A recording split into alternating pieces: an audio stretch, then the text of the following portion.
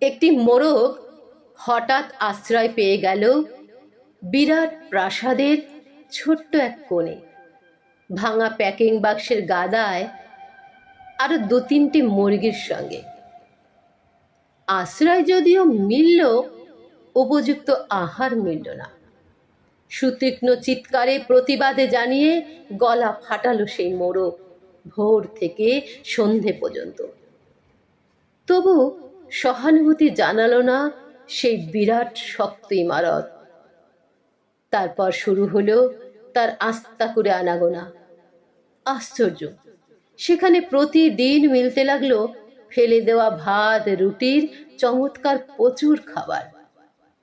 তারপর এক সময় আস্তা করেও এলো অংশীদার, ময়লা ছেঁড়া ন্যাকড়া পরা দু তিনটে মানুষ।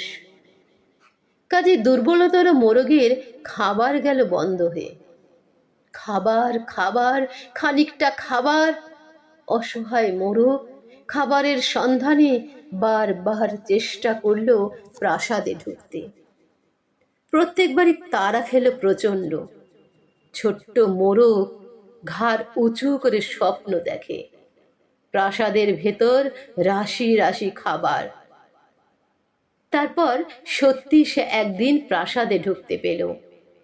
একেবারে সোজা চলে এলো ধবধবে সাদা দামি কাপড়ে ঢাকা খাবার টেবিলে।